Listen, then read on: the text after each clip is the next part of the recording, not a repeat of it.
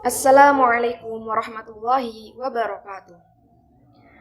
Alhamdulillahirabbil alamin wassalatu wassalamu ala asyrafil anbiya'i wal mursalin wa ala alihi wa sahbihi ajmain. Amma ba'du. Kami dari kelompok 7 alhamdulillah telah menyelesaikan kerja kelompok kami dengan berjudul Sejarah Pembukuan dan Pemeliharaan Al-Quran setelah masa Nabi Muhammad. Kami dengan beranggotakan yang pertama Winda Saputri NIM 2012 10470, saya Zulfa Nuraini dengan NIM 2012 10485. Dengan mata kuliah studi Al-Quran dengan dosen pengampu oleh Bapak Wildan Nafiai, Magister Pendidikan Islam. Yang pertama kita akan membahas tentang pengertian pembukuan Al-Quran. Menurut KBBI, pembukuan merupakan pencatatan dalam buku. Sedangkan Al-Quran adalah kalam Allah Subhanahu wa Ta'ala yang lafadznya menggunakan bahasa Arab yang diturunkan dan disampaikan kepada kita dengan cara mutawatir. Dalam Al-Quran ditulis dalam mushaf-mushaf dimulai dengan surah Al-Fatihah dan diakhiri dengan surah An-Nas dan membacanya bernilai ibadah. Jadi, pengertian pembukuan Al-Quran itu sendiri ialah mencatat atau menuliskan mushaf-mushaf kalam Allah yang diturunkan kepada Nabi Muhammad sebagai mukjizat yang menggunakan bahasa Arab dimulai dari surah Al-Fatihah sampai surah An-Nas dengan tujuan menertibkan susunan surah Al-Quran sesuai dengan petunjuk Rasulullah semasa hidupnya. Selanjutnya, kita akan membahas tentang pembukuan Al-Quran di masa Abu Bakar As-Siddiq. Dalam kepemimpinan Abu Bakar terjadi peristiwa besar, yakni kemurtadan sebagian orang Islam dan pembangkangan membayar zakat. Dalam menghadapi peristiwa tersebut, Abu Bakar mengambil tindakan dengan cara mengirim pasukan yang dipimpin oleh Khalid bin Walid untuk menghadapi orang-orang yang murtad itu. Maka terjadilah perang Yamamah pada tahun 12 Hijriah yang menewaskan sekitar 70 penghafal Al-Quran dari kalangan sahabat. Hal tersebut menimbulkan kekhawatiran dalam diri Umar bin Khattab, karena orang-orang ini merupakan penghafal Al-Quran yang amat baik. Umar merasa cemas jika bertambah lagi angka yang gugur. Akhirnya, Umar mengusulkan kepada Abu Bakar yang saat itu menjadi khalifah untuk membukukan Al-Quran yang masih berserakan ke dalam satu mushaf.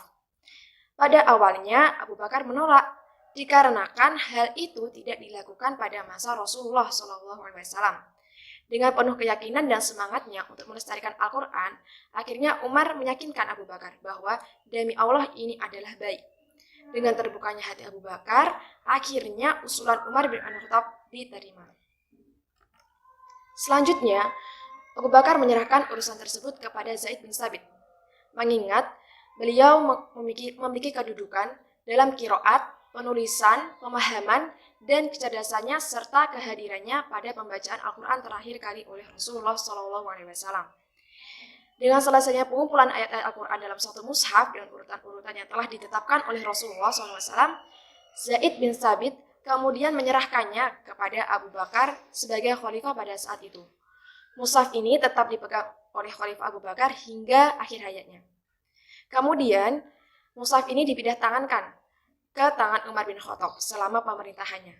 Setelah Umar bin Khattab wafat, mushaf itu dipindahkan ke rumah Hafsah, yaitu putri Umar bin Khattab, dan juga sebagai istri Rasulullah SAW sampai masa pembukuan di masa Khalifah Utsman bin Affan. Pembukuan Al-Quran di masa Utsman bin Affan. Pada suatu waktu, para penduduk Islam dari berbagai wilayah bertemu dalam perang Armenia dan Azerbaijan dengan penduduk Irak.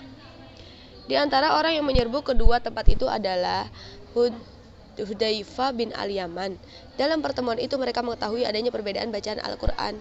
Karena itu, Hudzaifah menceritakan adanya perbedaan qiraah kepada Utsman bin Affan, sekaligus ia mengusulkan untuk segera menindak perbedaan dan membuat kebijakan. Dikhawatirkan akan terjadi perpecahan di kalangan umat Islam tentang kitab suci, seperti perbedaan yang terjadi di kalangan kaum Yahudi dan Nasrani yang mempermasalahkan perbedaan antara kitab Injil dan Taurat. Utsman bin Affan memerintahkan kepada Zaid untuk mengambil mushaf yang berada di rumah Hafsah dan menyeragamkan bacaan dengan satu dialek, yakni dialek Quraisy. mushaf yang asli dikembalikan lagi ke Hafsah. Utsman bin Affan menyuruh Zaid untuk memperbanyak mushaf yang diperbarui menjadi 6 mushaf. Yang 5 dikirimkan ke wilayah Islam seperti Mekkah, Kufah, Basra, dan Suriah.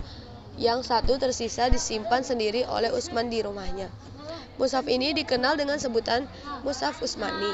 Demikian terbentuknya Mushaf Utsmani dikarenakan adanya pembaruan mushaf pada masa Utsmani.